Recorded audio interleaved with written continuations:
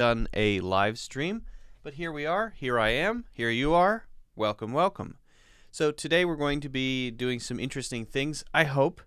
As usual, we are going to be talking about an English language exam that you might find interesting, that might be a good way for you to evaluate your English level. So that could be cool. Also, we'll be doing, as usual, a Q&A. So if you have questions about grammar, about pronunciation, about culture, about whatever, idioms, phrases, tropical fruit, whatever you may have questions about, please just ask, and I'll do my best to answer them. Let me just quickly update the cover, and then we can get started. We'll start. By the way, if you don't know me, my name is Luke. I am an English language teacher from the United States. I've been teaching English for nearly 300 years, and I haven't been live in about 2 weeks, I guess, maybe 2.5 weeks or something like that. Now, if you wouldn't mind, right at the start here, it really helps out the channel. Hit the like button or the thumbs up button. That really helps out more than you can imagine. It's a small action that you can take which shows support and lets other people know that there's a thing going on, so that would be great. Also, if you're interested in improving your English, I'm doing a very big discount on my courses. My courses are at the moment 60% off, so a very special discount. If you want to grab those, you can grab them at a very big discount in the link in the description. And of course, also follow and subscribe if you'd like to do that. That would be fine. Okay. Okay. I think the cover has been updated. Let me just check something here.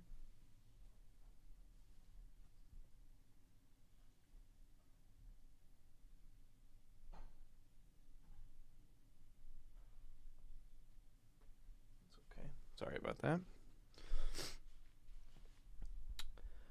Who do we have?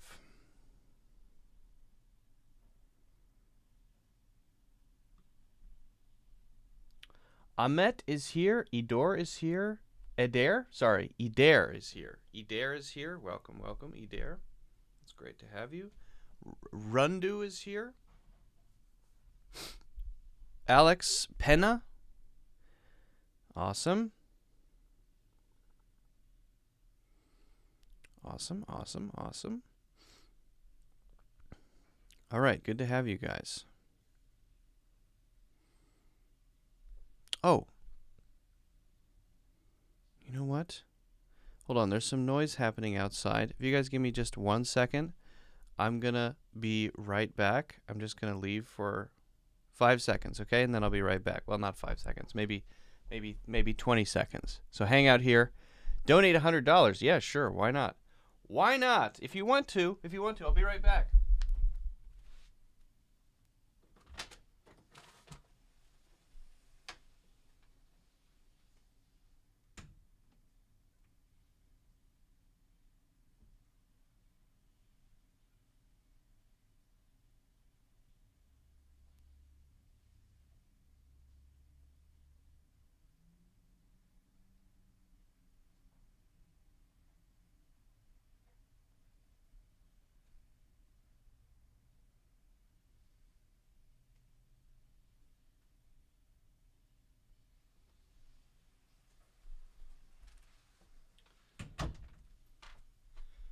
All right, I think we're good to go.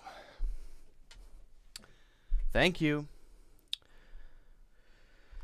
So, as I mentioned, today, guys, we are going to be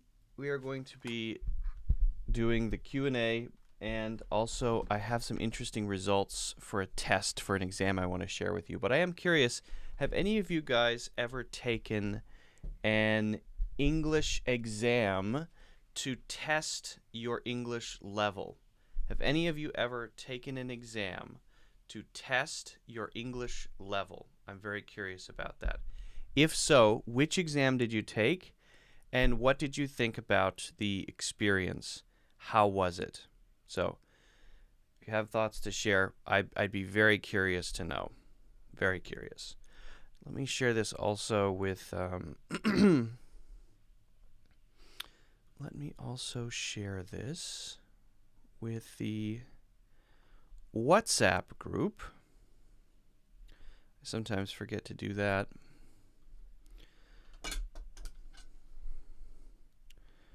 Yeah.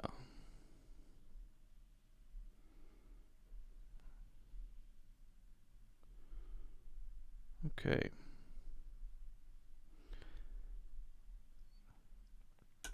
Also, if you guys want to share other things, like maybe you have a New Year's resolution and you want to share something about your New Year's resolution, that would be awesome. That would be very cool as well. Yes, I already took an English test on the internet and my level is C1. Wow, that's very good. That's very high. Eater, so can you tell me which test that you took and tell me something about your experience? How was the test? Which test was it? And did you feel that it was accurate? Did it accurately capture your level? B2, okay. First certificate in English B2, cool.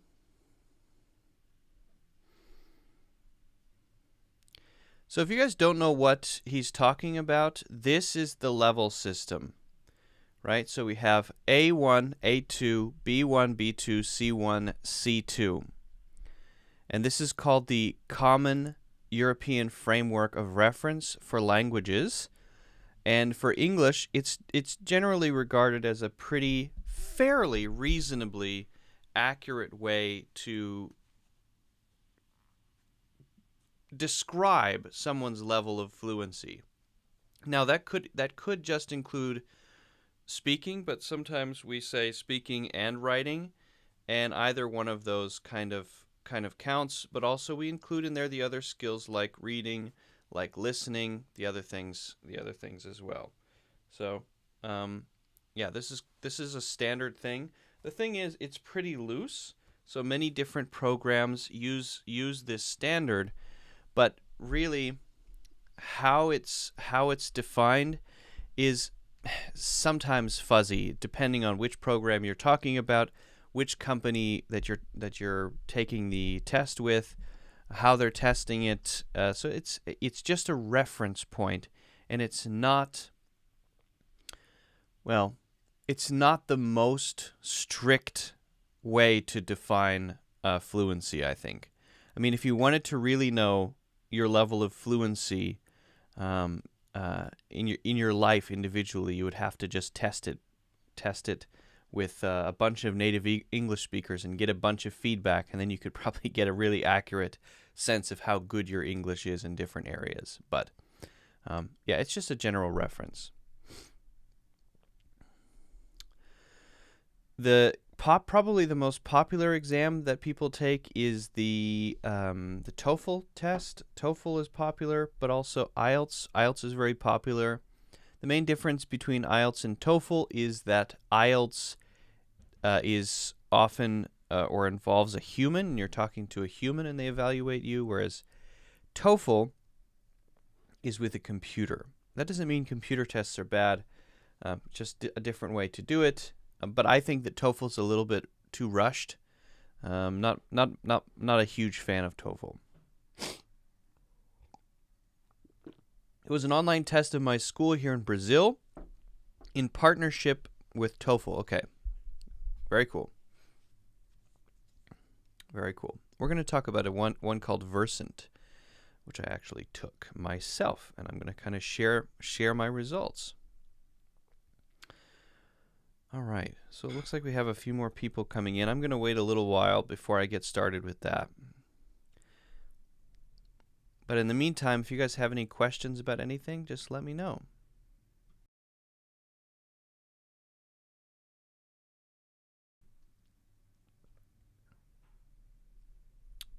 You want to take the ESL test. Well, ESL is just a general thing. Are you sure that's what you mean, Idar?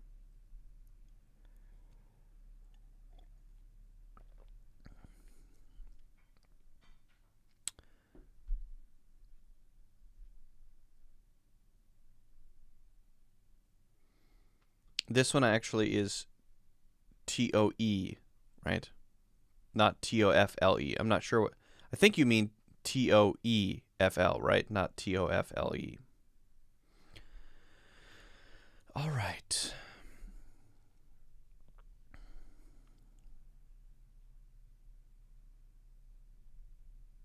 Well, I suppose we can get started with that. Hi, Mia C. from Seoul, Korea. Welcome. Welcome, welcome, welcome.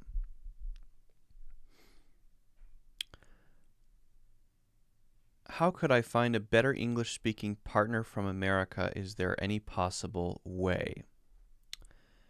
Yes, there is a possible way. The different possible ways. Randunu.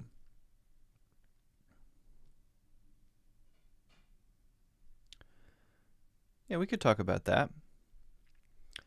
So, Randunu Diaz says, how could I find a better English-speaking partner from America? Is there any possible way? And, of course, the answer is yes, but it really depends on you in a lot of ways, right? What is a partner, first of all, compared to just someone you're talking to? Well, generally, a partner is someone who's giving you feedback and you're also doing something for them. Maybe that means language exchange. So you're sharing your language with them, they're sharing their language with you. That's often what a partner is, a language exchange partner, which may be different from just someone you talk to, a friend. Now, the advantages of a friend are maybe you can talk about all kinds of different subjects, topics, you're friends. But if they ask you to do something for them, hey, check this for me, or I'll check this for you, then it changes the relationship. And if it's only one side, for example, if I have a friend who keeps asking me to check their writing, I'm not sure how long they're going to be my friend, because I feel like, oh, wait a second, I'm kind of being used here. So those sorts of relationships may not last very long, and that means you may not get the feedback you want. So it really depends on what you want to get out of it. The key thing when you develop a relationship or a partnership with someone is that things feel fair, right? So if it's just the conversation, casual, great. But if you want to get more out of it, make sure the other person is getting something too. You have to give and get. Don't just take as much as you can, because if you do that, you can expect your relationship to quickly end, or your partnership to quickly end. Make sure that it's balanced. Both sides are getting something useful, because that's the basis of the friendship. That's the basis of the partnership. Okay, now how do you do that? Well, there are a lot of different ways, right? You might just find someone out there on the internet on a message board and start chatting with them, and then eventually you add each other on WhatsApp and it just happens. Well, that's possible, I suppose. There are other programs out there. There are language buddy programs. One is called Hello Talk. People have varying degrees of success with that, because a lot of people who want to learn English reach out to people who speak English, and so there are not, the economy is not balanced. There aren't enough people who want to learn other languages who are native English speakers. So it's difficult, but possible. Okay. Now, if you can find a partner on one of those apps, then make sure you figure out what the balance is going to be. Make sure you come to an agreement, even if you have to write it down. This is what we're going to do. This is when we're going to do it, so that it can sustain, so that it can continue. Are there any other apps besides HelloTalk? Yeah, there are other things out there to find partners, to find language buddies. There are also communities for language learners with lots of resources. And I would encourage you just to go on Google and search language exchange partners English language partners, English language buddies. Just Google and search and do your own research. I mentioned HelloTalk just because that's one I'm very familiar with. But as I mentioned, it's tough to find a good partnership there, right? A long-term thing. Now, I know people who have done this successfully, not with HelloTalk, but just through hard work and networking and getting to know a lot of people who have come to a set of partners that is long-term and continuing and actually very, very useful. So it's definitely possible, but it takes a lot of hard work to build those relationships. And you always have to be thinking about that balance. You have to be thinking about the other person. Don't just think going into it, what can I get out of this? That's usually the wrong way to go about it. Now, there are ways to just find other people to talk to in English. I've talked about this in previous videos, but Meetup is a great way to get to know people. Quora is a great way to interact with people. Reddit is a great way to interact with people, but these are not usually places to find a language exchange partner, but more ways to just interact with others, right?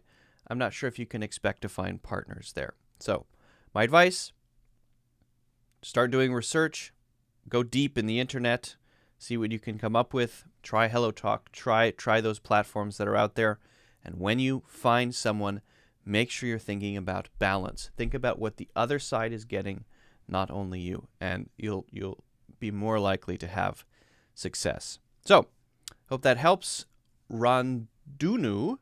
If you guys haven't already, make sure you hit the like button. Don't forget to subscribe, and also check out my full courses in the links in the description. Those are, by the way, on sale, so check out the sale. Okay. I get, bro. I'm from Tanzania. Okay. I know Tanzania, but I don't know Tanzania, I'm afraid. I don't know that one. Nihat, hello. Debadrito. I took my course on Udemy. Oh, that's great. I think Udemy's doing a sale right now, so you guys can check that out too. That's in the description. We were looking at the CEFR scale. Where do you guys think that you fall on this scale?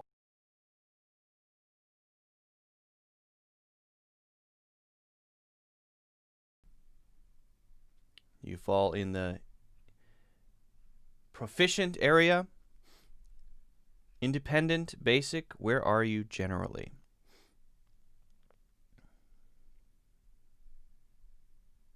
And I'm going to share my score in a second.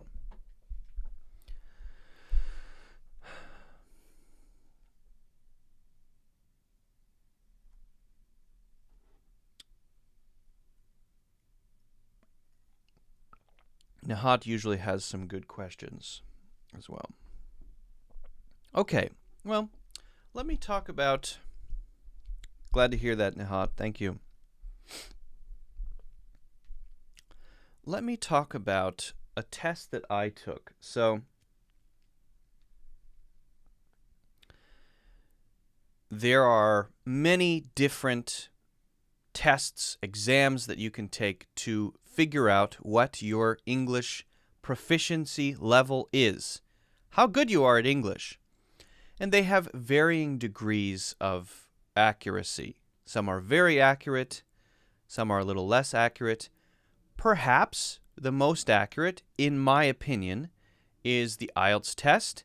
And the reason for that is there's a human being talking to you for the speaking part, and they're trained to give you a score. They have a very, very in-depth, long training process that they go through to make sure they're giving you an accurate score. Now, there are other ways. There's the TOEFL test. There are many. I want to talk about one that I took recently, which is a test you can take online. I took it myself, and which I feel is pretty accurate, actually, based on my research and my own experience. I actually took the test. It's called the Versant test. Now, this is one that you take online, which focuses mostly on your spoken skills and your listening skills, but also has reading and writing skills, comprehension. I like it because it emphasizes those things and isn't just a test about what you know. It doesn't test only what you know. Actually, it's not really a knowledge test. It's a test of skill. How well do you understand things? How well can you put your ideas down in writing? How well can you express yourself?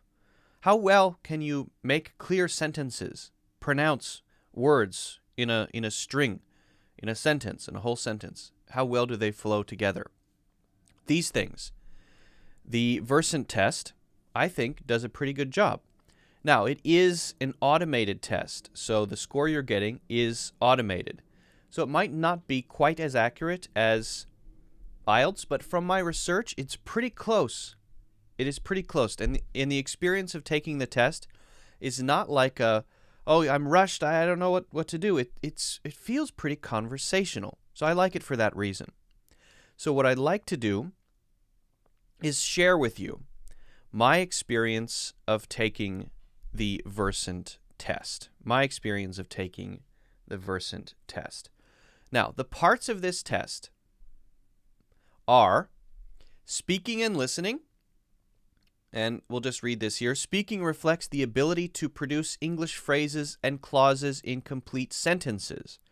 The score is based on the ability to produce consonants, vowels, and stress in a native-like manner. Use accurate syntax. Use words appropriately in context and appropriate rhythm, phrasing, and timing. And then for listening, listening reflects the ability to understand specific details and main ideas from everyday English speech. The score is based on the ability to track meaning and infer the message from English that is spoken at a conversational pace. So it really does feel like a conversational pace, and they really challenge you. For example, they might do something like, you get one sentence, you have to listen to it and repeat it. So, what are you going to do tomorrow? You hear that one time, and you have to say back exactly what you heard. What are you going to do tomorrow? One sentence, it's very short, but it forces you to comprehend, not just repeat. So it's pretty cool. And there are a lot of other different exercises. The whole thing takes 50 minutes, and although there are these main 4 categories, there are many different aspects to that, right? Many different pieces. The other one then, the other part to this, the writing part and the reading part. For the writing reflects the ability to produce written English texts on everyday topics. The score is based on the ability to present ideas and information, in a clear and logical sequence. Use a wide range of appropriate words as well as a variety of sentence structures. For reading reflects the ability to understand written English texts on everyday topics. The score is based on the ability to operate at functional speeds to extract meaning, infer the message, and respond appropriately. Now, I took this test for a different reason, which we don't need to go into so much. But I thought since I took the test, I would share my thoughts on it. The experience of taking the test doesn't feel, to me, too rushed in the way that I feel the TOEFL test sometimes does. It feels pretty conversational, and I think the flow is quite good. It also tests a wide range of things. It's not just one skill, right? So it's a good experience. Things flow very well, and the 50 minutes goes by pretty quickly. Now, my goal was to see if I could influence the results, because I thought, if I just do my best on the whole thing, what if I do my best and it gives me full marks or very high marks, a very high score, but then that's just because I used a lot of words or something like that, or It just sounds fluent. I wanted to sort of test the robot, right? So what I did was I tried deliberately to do well on basically as good as I could do, to take it very seriously on the speaking part and the listening part. And then on the reading part and the writing part, I didn't pay attention very well. I wasn't really listening. I was kind of half doing things. I wasn't careful. I made mistakes on purpose. Sometimes I answered something completely different just because I wanted to see, okay, the final results should show that I scored lower on writing and reading and higher on speaking and listening. So that was my way to kind of test the accuracy. And I know that's not perfect. I just wanted to see if I could influence the results in that way, because I knew if I got the same scores across the board, then something was up with this test, not very accurate, right? Maybe not a great exam, because I didn't really try that hard for the reading part and the writing part. So we'll look at the scores in just a second. But just to give you the basic idea, it's about right. I think it's about right. I expected my reading score to be a little lower than my writing score, but my writing score was actually a little lower than my reading score. But both, you'll see. I'll show you in a second. Now, we do need to just quickly talk about the general framework. This is the CEFR. This is the Common European Framework of Reference. I'm sure you've seen A1, A2, B1, B2, C1, C2. I'm sure you've seen things like this before. A lot of English programs use that. This is to give you a general sense of your English ability. If you're A1, you're very low level. If you're C2, you're considered native. C1, C2, basically high level English, okay? So I would expect that if I tried hard, I would get a C1 or a C2 on the speaking part, on the listening part, but maybe not on the writing part or the reading part, okay? So that was my expectation, and now I'm going to show you my results. Are you ready? Here are my results to the Versant test. First, for the writing, I'm on B2. Remember, B2. So independent, I'm not quite proficient, which is what I was actually expecting it to be around a 70, but it's pretty close. Candidate writes clear, connected texts on a variety of subjects using a sufficient range of grammatical structures and a good range of common English words. Then they give me some tips. Practice writing detailed descriptions. Practice giving advice that you would give to a friend. So I think it's cool that they give you your score, your breakdown, and they also then give you a few recommendations, things that are connected to that might help you. I think it could be a little more detailed, but it's pretty good. Then 76 for reading. Actually, I thought that I should have got a lower score for reading. I thought that my reading should be maybe a 70 or even lower. Because the reason is that I sometimes, on the reading part, I answered completely differently. I used the wrong names. I gave single sentence answers when I was supposed to say more. So I tried to make it a little lower, but it turned out to be a 76. So, okay. That tells me that's pretty accurate. I was deliberately trying to make these two lower, and they're lower. Okay, now what about the other part? What about my other scores? Speaking, 88 out of 90. Not a perfect score, but pretty close. That's CEFR C2, right? So remember C2, that's proficient, which you would hope, right? Because I'm an English teacher, you would hope. I was actually trying for these two. Candidate consistently produces accurate and meaningful complex sentences. Candidate speaks with native-like rhythm, phrasing, and overall timing, and clearly produces vowels and consonants. Okay, they do give me some tips to improve, but That's about as high as it goes. On the 90 scale, the Versant is 80 out of 80. So full score on the Versant scale for the GSE is 88 out of 90. They try to give you different scores according to different scoring systems. And then listening, 86 out of 90. Candidate understands discussion and speech spoken at a range of conversational speeds on unfamiliar and abstract topics. And then some recommendations there. Versant score, 79 out of 80. GSE, 86 out of 90. And CFR also C2. So when I was trying my best, I'm at a C2. And when I'm not trying very hard, I'm at a B2. And so what do you get from that? What I get from that is this maps on pretty well to my actual expectation, what I was trying to do.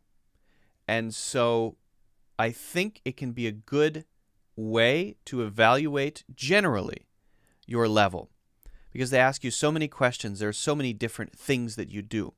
So I would recommend it. You can sign up for it by yourself. It's not free, but good things usually are not free, right? Often things cost money, but if you really want to know what your level is and you don't want to sign up for an IELTS test and pay a huge amount of money, you want something that's fairly affordable and pretty accurate, Versant seems like a pretty good option to me. Now let me show you my final scores here. Overall, candidate speaks and understands at native speaker speeds with minimal effort. Okay? So overall GSE score is 80. My CFR score is C1 because the other scores dropped it down. You can see 88, 86, 64, 76. This is my breakdown on the CEFR scale and the GSE scale. So if this helps you, if this gives you some idea about the accuracy, then consider it. I'm not promoting it. I'm not saying you should take it, but if you want to take a test that's reasonably priced and is pretty accurate based on my experience and my research. By the way, I did some side research. It seems to be pretty accurate. Might be worth checking out. Then you can test yourself in a year after you practice speaking and writing and reading. Test yourself in a year again and see how much you've improved. It can be a great way to motivate yourself, to push yourself to do more, to push yourself to study. Ooh, I'm going to take another one. I want to make sure I get a higher score next time. So, pretty cool. If you have any questions about this, please let me know. If you haven't already, make sure you hit the like button. Very important. Don't forget to subscribe if you haven't already. Follow the channel, subscribe, and check out my full courses. They are on sale in the link in the description. All right. So if you guys end up taking that, let me know what your score is. Let me know if you feel it's accurate. I would really appreciate any more additional feedback on it. I think it's a pretty cool test.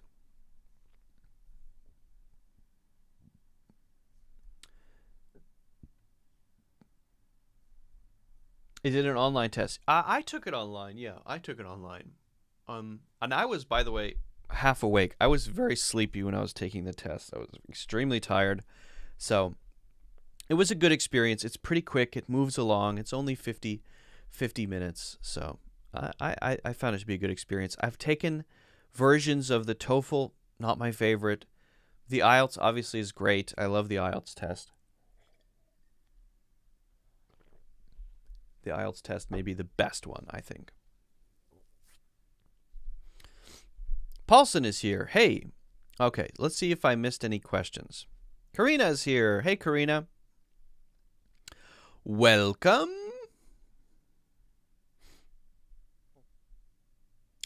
I'm on my bed. Cool. Peter's on his bed in Tanzania. Omoa has a good question.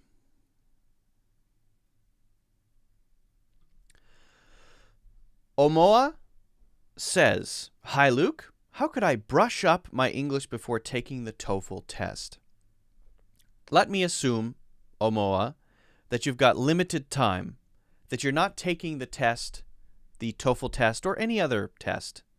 You're not taking it in 6 months. Let me assume that you're going to take it in a month or 2 months, and you want to really practice a little bit.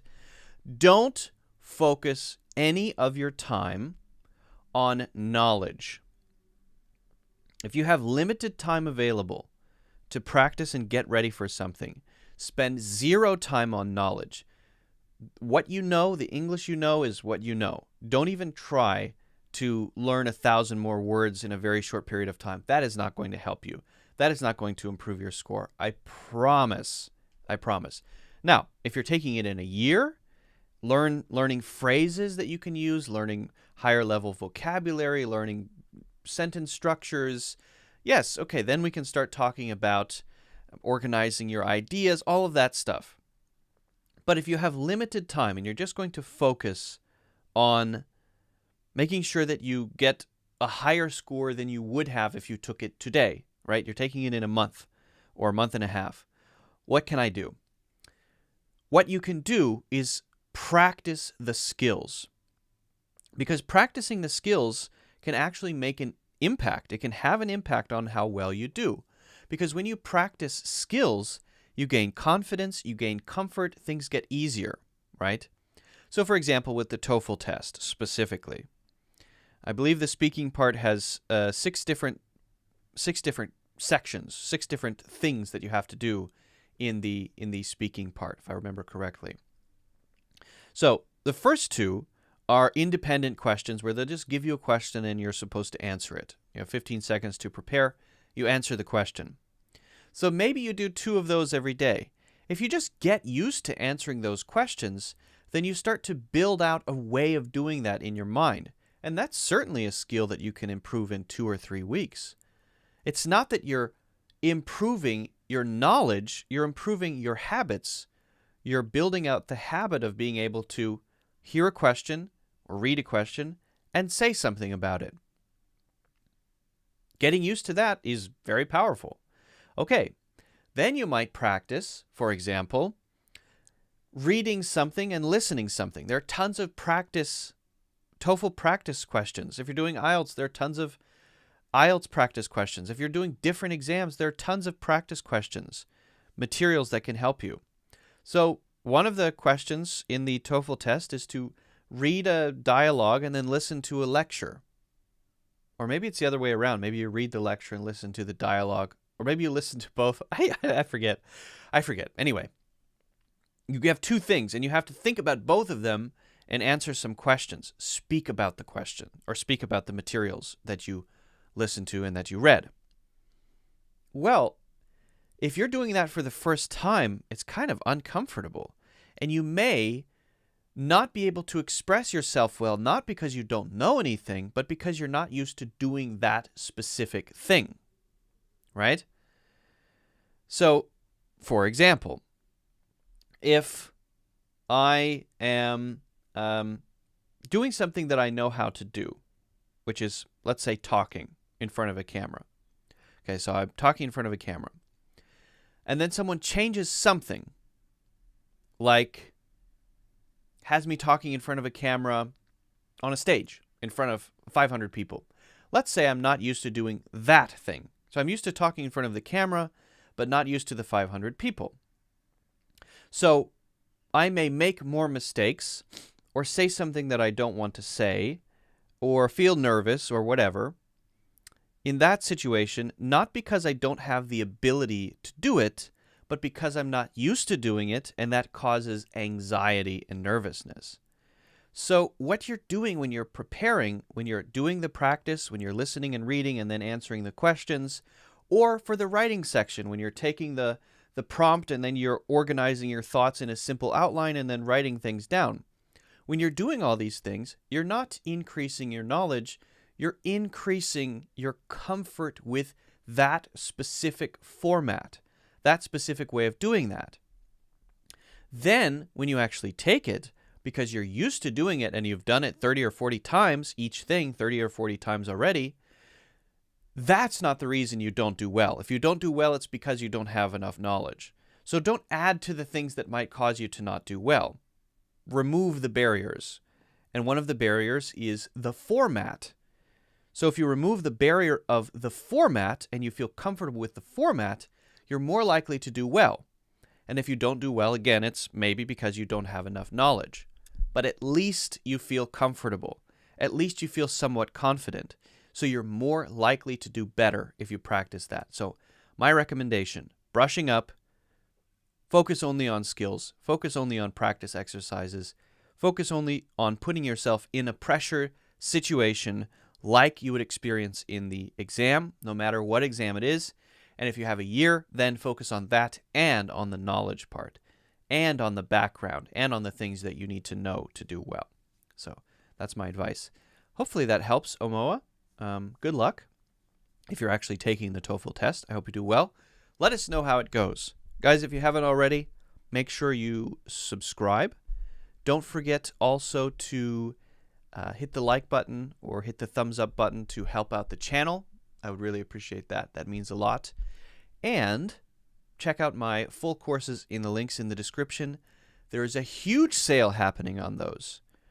A colossal sale. A giant sale. A sale that is rare and uncommon. So check those out. All right. Thanks for the question. Thanks for the question, Omoa.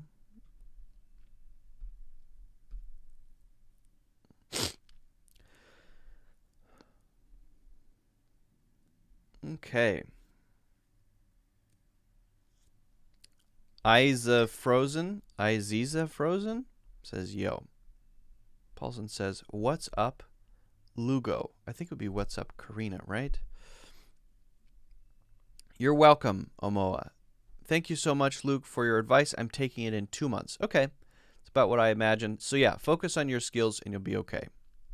Focus on your skills and you'll be okay. Here's a good question from, oh, wow. Eder? Sorry, I don't know how to say that. Good one, though.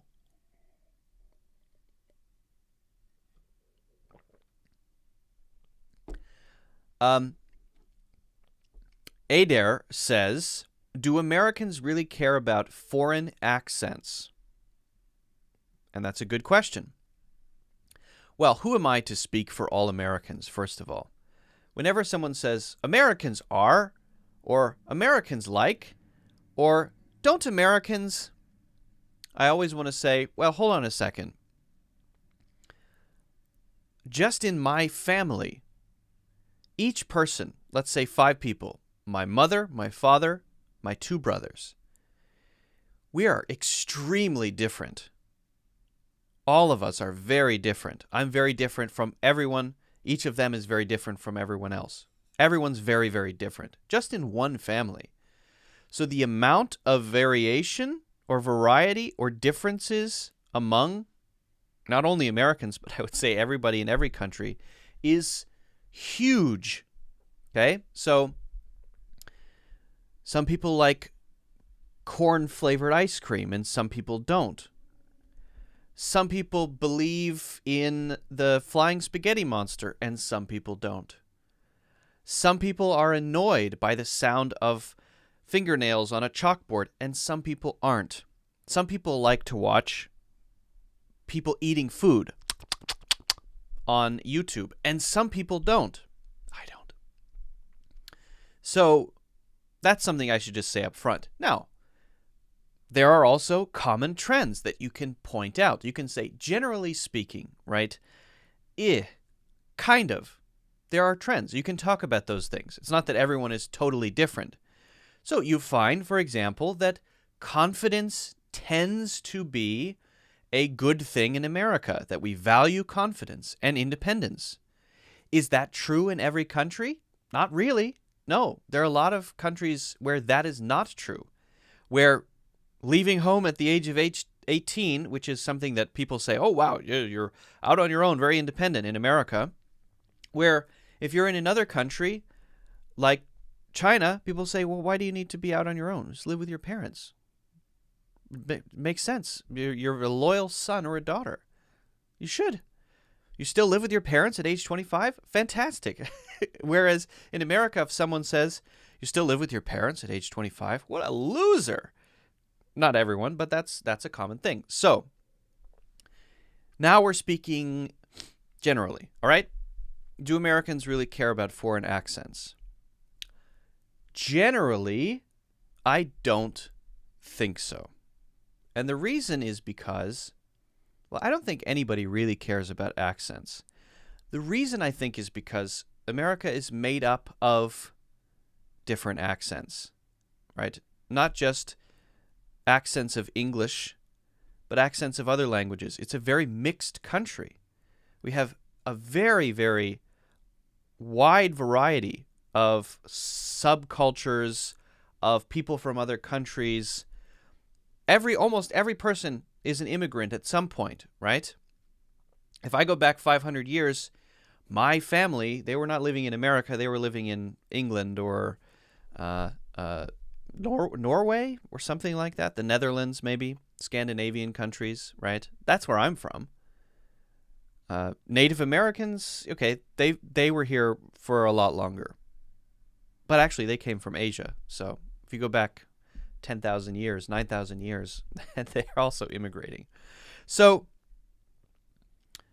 because of that, because America is such a mixing bowl or melting pot, however you want to say it, I think people are so used to diversity that it's, who cares if someone has a strong Chinese accent or Indian accent or whatever accent? Who cares, right? It doesn't affect communication. It's fine.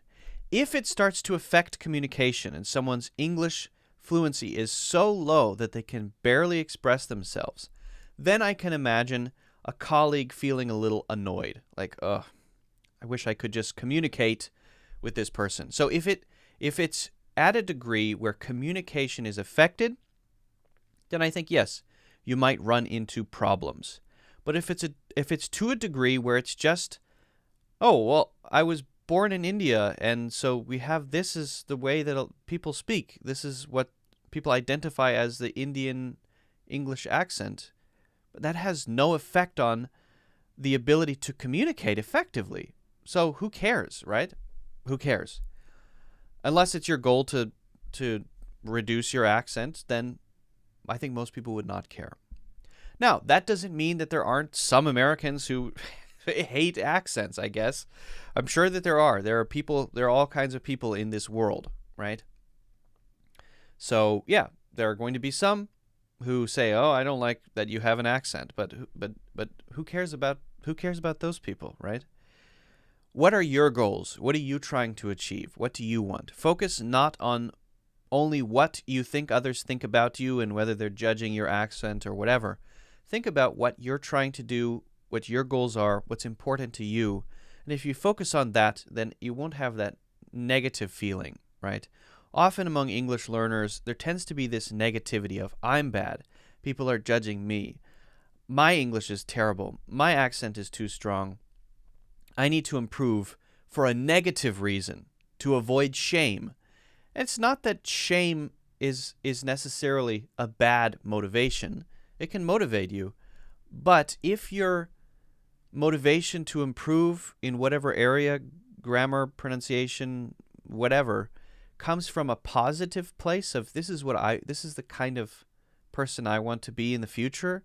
This is what I want to achieve. This is how I want to express myself. If it comes from a positive place, not a negative place, I think it's more likely to be sustainable and to be something that you can continue and make part of your lifestyle. So that's something to think about. I mean, I want to be a better speaker too. I want to be a better communicator. But I try to always find the source of that desire to improve from a positive place rather than a negative place. And the negative place would be, I want to improve so that others won't judge me, so that others won't think I'm stupid. It's not always a bad motivator, but I would encourage you to try to find a positive positive source. I hope I answered your question, Eder, Eder.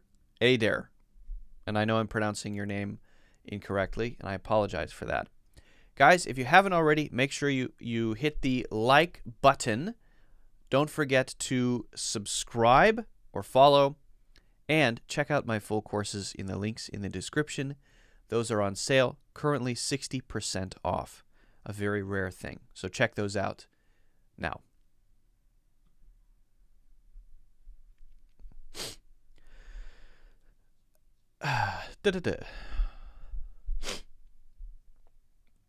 How much hard is TOEFL, and does the grammar question come or pronunciation? Yeah, I mean, they evaluate pronunciation in TOEFL, sure, definitely. And your ability to use grammar is going to be reflected in your speaking score and your... I mean, there's not like a grammar test part where they say, okay, answer A, B, C, or D, which grammar is correct. It's more like, write this. And if your grammar is not good, you're not going to be able to write that. Communicate about this. And if you can't express yourself clearly using correct grammar, then you're going to get a lower score. So they're evaluating your grammar, but not directly in the middle school sort of multiple choice A, B, C, D kind of way, if that makes sense. Let me see if I have a... Let me see if I can do a TOEFL scoring... Hold on, let me see if I can find a picture here. TOEFL scoring rubric.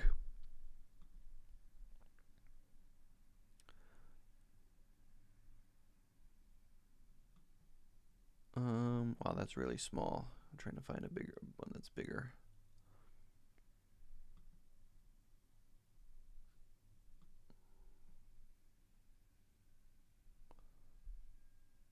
Okay, well, that's pretty good. All right, let's do that one and do the IELTS scoring rubric.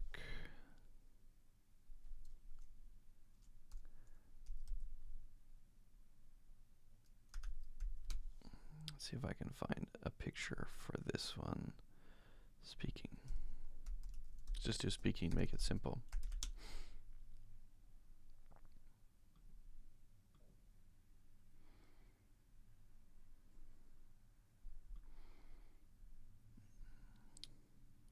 You have to pay to pass TOEFL. You don't have to pay to pass it. You have to pay to take it. It's not free. TOEFL is not free. IELTS is not free. Versant is not free, although they're different prices.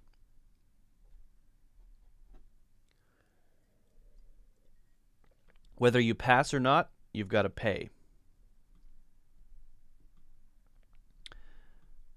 You've got to pay. Some things are worth paying for, are they not? Some things are worth paying for, are they not?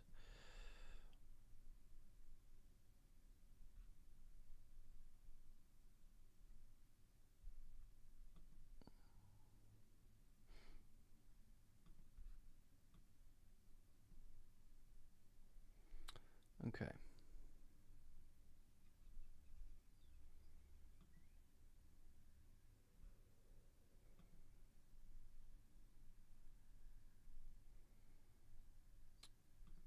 So let's just talk about this one, and then we'll look at a couple of pictures here, because I think it is useful. It is useful.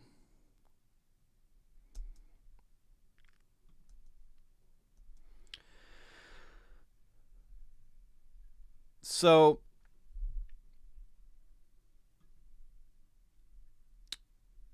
Dibadrito says, how much hard is TOEFL, and does grammar question come or pronunciation? And as I mentioned before, think of these tests not in the same way that you had tests in school, but as close to real communication in real life as possible, generally. So you won't be asked the question, please identify the preposition in this sentence. and then you answer A, B, C, and D like that. It's not like that. They want to know how good your speaking is, so you have to speak. They want to know how good your reading is, so you have to read and answer questions about it. They want to know how good your writing is, so you have to write. You have to do things that are as close as possible to real life situations. And IELTS and TOEFL are different in those ways. So, I just pulled up quickly something from the internet on TOEFL. So for example, if someone scores a 4, this is what they're looking at. And I'll just read parts of this. So for the independent speaking, the rubric is their evaluation for this score. The response demonstrates effective use of grammar and vocabulary. It exhibits a fairly high degree of automaticity with good control of basic and complex structures. Some minor errors are noticeable but do not obscure meaning. That means what you say is understandable and you use grammar correctly. So this is more covering your ability to speak well, and it's not about, hey, you know what a preposition is, congratulations. It's about your usage of grammar to do something, to write, to speak, whatever you happen to be doing. So that's why these tests exist, right? Let's look at this one here. So Band 5, Band 6, Band 7, Band 8, these are related to the TOEFL test. This is how they score them. This is for fluency and coherence. This is one specific criteria, okay? So, is willing to speak at length, though may lose coherence at times, okay? Uses a range of connectives and discourse markers, but not always appropriately. Band 7 may demonstrate language-related hesitation at times or some repetition, uses a range of connectives and discourse markers. Okay, Band 8 speaks fluently with only occasional repetition. Right, so this is about your ability to communicate, but inside that is your ability to use grammar, to be able to connect speech together, to connect pieces of sentences together, to create a whole topic or a whole short explanation about something, is to use grammar correctly, right? So it's built on top of a knowledge of grammar and ability to use grammar, but it's not like, hey, tell me what this grammar is. Again, it's about your ability to use it. So when you take these exams, just make sure you're focusing on your skills and your knowledge. Your skills are built on top of your knowledge. Knowledge first, but knowledge is not enough. You can't expect to communicate well or do well on these exams if you just have knowledge. Knowledge is one aspect, one part, one piece, and skill is much more important. Well, not much more important. Skill is the next thing that happens. Yeah. So, thanks for the question, Dibadrito. I hope I'm saying your name correctly. Guys, if you haven't already, I would appreciate if you could subscribe. Hit the like button. That really, it's a small thing you can do to help the channel significantly. And if you want to improve your English, check out my courses. They're 60% off. All of them are 60% off. A huge discount, a huge sale.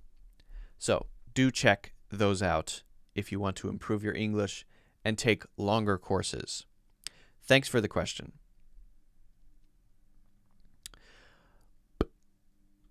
Okay. Mary McCain is here. Mary McCain says, hello, Mr. Handsome. Where? Where is Mr. Handsome? Who are you talking about?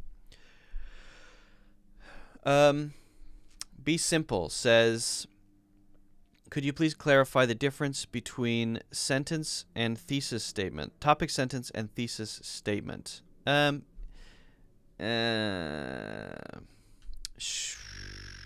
As I understand it, so topic sentence is very broad and general, whereas a thesis statement is making a specific argument or case for something. A thesis statement is clarifying a specific opinion that you're going to support, and a topic sentence might be a little bit broader. You may not be arguing for a specific thing. You may be discussing something else. So my understanding is that a topic sentence is broader than a thesis statement, although those two things are often the same thing, because often your topic sentence will be your thesis statement, and a topic sentence is a sentence, and a statement could be longer than a sentence. A statement could be bigger.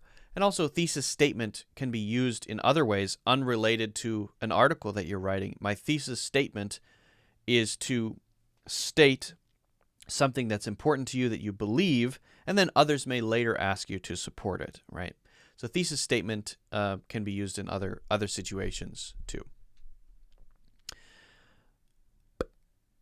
Anur says, could you please suggest some interesting books or novels to read? I feel like I've talked so much about books and novels recently that I don't want to focus on that too much. So maybe I'll answer that one next time, but check out the Clips channel.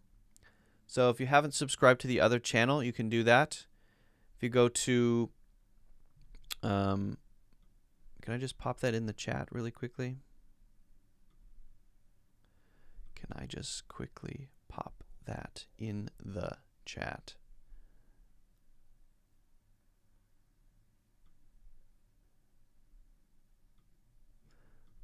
Hold on. Then you can see there's been a couple of recent clips about that, and I would recommend checking those out. Hold on a second.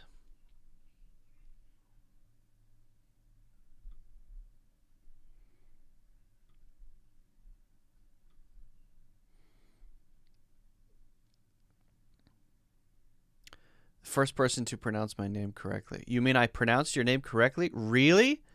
I'm surprised by that. Amazing. That's the difficult thing about doing live streams. I don't know how to say people's names.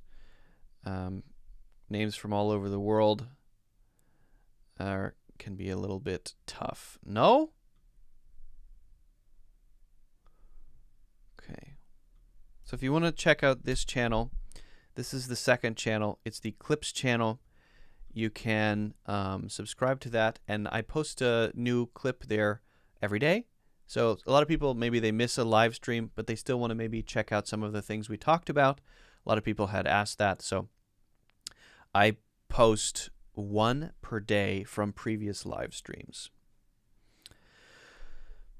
Where to check out your courses and sale things. So if you just click on, Daria, if you just click on where to check out your courses, if you just look in the description under this video and you click on that, you will see my website, and you'll see on my website that currently we're doing a sale.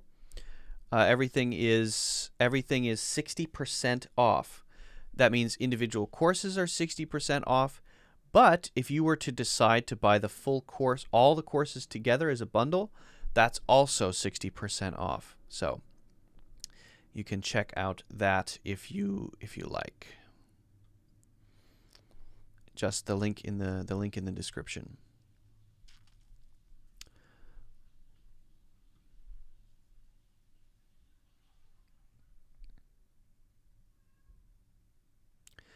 Why is it so difficult to achieve a high level on IELTS? I've heard you can expect 7 or 7.5 maximum, no more than that.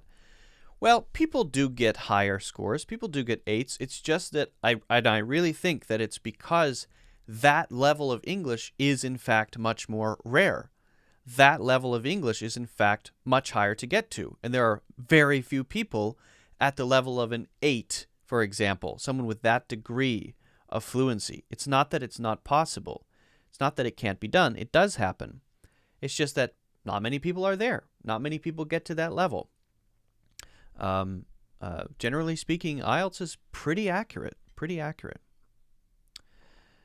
Zenadine says hi from Canada. Hello. Hello, Canada. Hope you're doing well up there. Probably a little colder than it is here. Let's see, did I miss any questions? Did I miss any questions?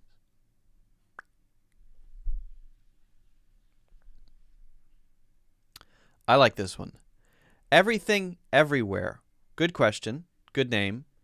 Everything everywhere says, how many hours per day do you need to practice English in order to reach fluency?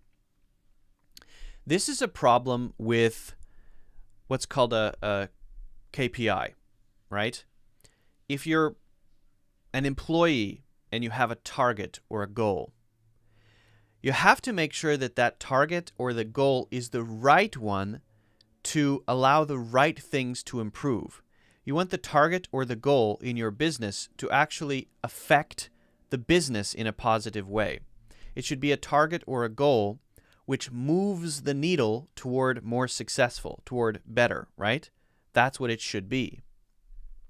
If you have the wrong one, then maybe it looks like, oh, the numbers are going up, but it's not actually having an effect on the business. In the same way, right? If someone were to say, how many hours per day should I spend at the gym in order to become, I don't know, twice as huge, muscles or whatever it is, whatever your fitness goal is. So you have a fitness goal, and then your question is, how many hours a day do I need to spend in the gym? Now, think about that for a second. How many hours? Will the answer to that question, 3 hours, 2 hours, 1 hour, directly determine the result? It feels good to be able to just give a clean number, right? 2 hours. Okay, I'll do it, 2 hours. That's how long you're going to spend in the gym. But think about that for just a second. Does spending 2 hours in the gym automatically make you bigger, stronger, faster, better, more physically fit? Not necessarily. What if you don't know what you're doing? You go to one machine and you, 1, 2, and then you go to the next machine and you don't know what to do. You don't know how many reps to do. You don't know how many sets to do. You don't know the proper method for doing the exercise. You don't know how to run on the treadmill correctly, right? So answering the question, how many hours should I spend at the gym, doesn't necessarily get you closer to your goal. Because the real question should be, how should I exercise? And then once I know how to exercise, how much time should I spend doing these different exercises? So you have to kind of get into the details a little bit more. Okay, now that I know how to do leg exercises and arm exercises and chest exercises and aerobic exercises, cardio exercises, now that I know how to do these things correctly, how much time should I spend doing each one of those during the week, right? So to answer the question, how many hours per day do I need to practice English, is like saying, how many hours a day should I spend practicing English? I don't know what you're doing. If you spend 6 hours a day just learning words, a year later, you're not going to be that much better at speaking English, probably. Very likely, you're going to be exactly where you were before, with now a huge vocabulary sitting in the back of your mind, like a dusty old bookshelf. And you might not know how to use any of those words you learned, because how did you learn them? Did you learn them in context? Were you practicing them individually, making sentences with each one? Were you actually using them in conversation or doing speaking exercises? How are you learning them? So it just feels good to say, I spent 6 hours today learning English. But it's a trap, because if time is our measurement, we get sucked into thinking we're accomplishing something when maybe we're not. So focus instead on finding the right exercises you should do, finding the right ways to practice, finding the right techniques, making sure you're learning words in the right way, making sure you're practicing speech and writing in the right way, doing it correctly so that you can maximize the impact of the work that you do. Then you can start to ask yourself the question, okay, so I'll do this exercise for 20 minutes a day because I know this works. I'll do that exercise for 40 minutes a day because I know that works. I'll read 30 minutes a day in this way, taking down notes, underlining things, writing down sentences to practice grammar structures. I'll do that for a little while every day because I know that works. So first, find the things that work, or find a personal trainer like you would at the gym to make sure you're doing it right. Then figure out the balance, how much of each thing you should do on Monday, on Tuesday, on Wednesday, on Thursday, on Friday, or whatever, right? That's how you should think about it. Always think about what things will lead to the results that you want, not just how much are you doing, right? I think it was Vince Lombardi who said, practice doesn't make perfect. Perfect practice makes perfect. So first you have to get perfect practice. Then you can get perfect. And it's not about time, because some people may spend 20 minutes doing something very effective, very high impact for them, that is equal to 2 hours another person is spending that is not very effective and not very useful, right? So it's not about time. 20 minutes can be way better than 2 hours. What are you doing in that 20 minutes? That's the important question. Okay? So, hope that helps. Everything, everywhere. If you have any other questions about this, let me know. If you guys haven't already, don't forget to subscribe, follow, hit the like button if you don't mind. That would really help the channel out. I would appreciate that.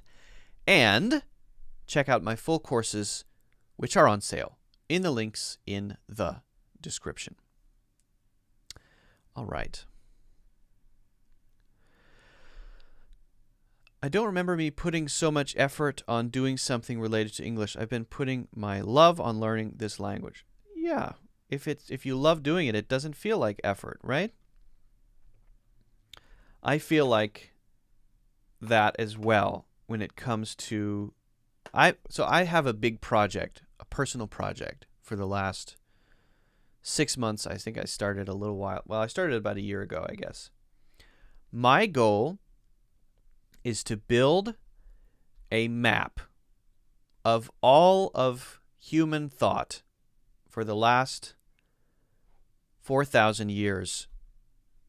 That's not written down, not in notes, but it lives completely in my head, in my mind. This is a personal goal. This involves tons of reading, philosophy, religion, history, science. It involves a lot of reading.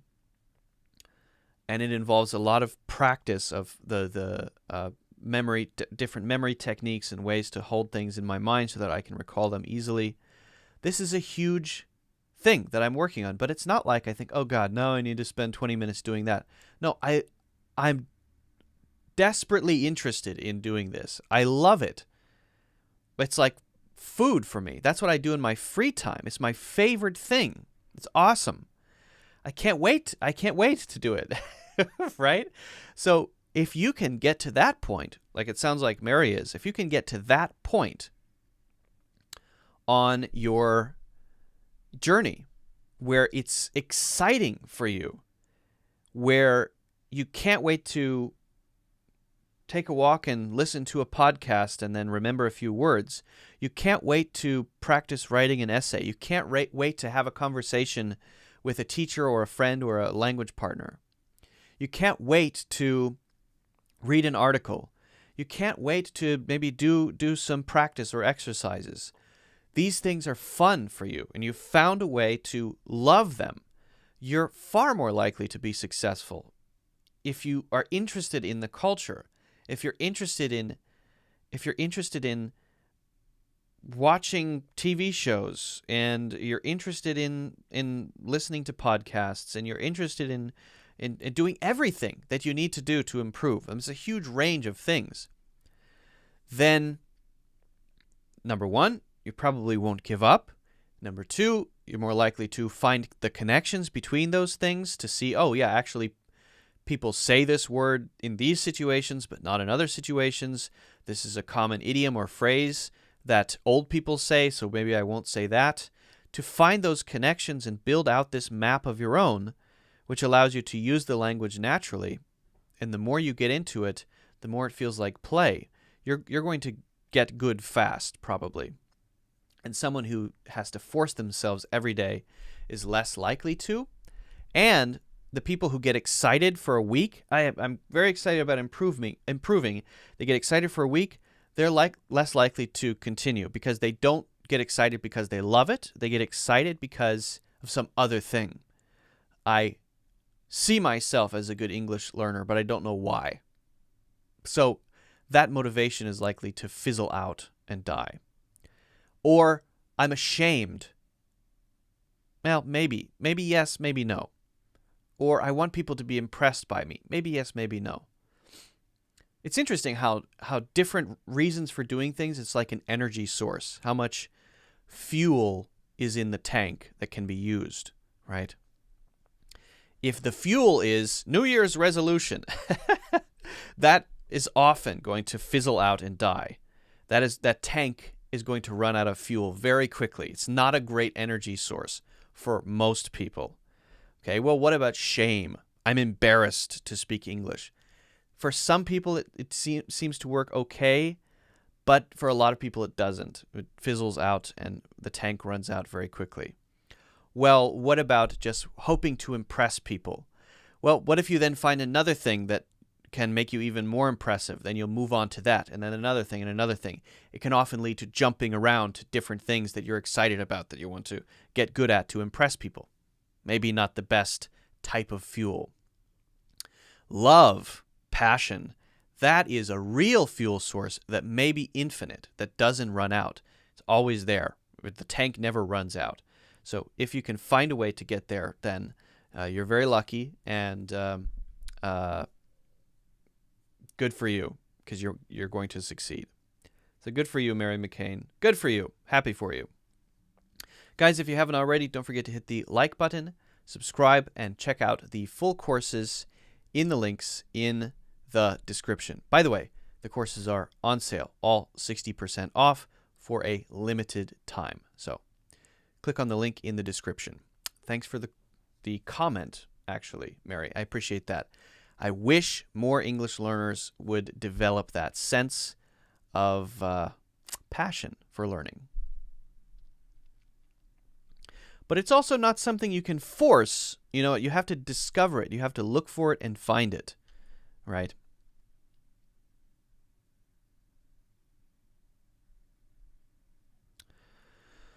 I think, Daria, I think that discount is, I think it's 7 days, if I remember correctly.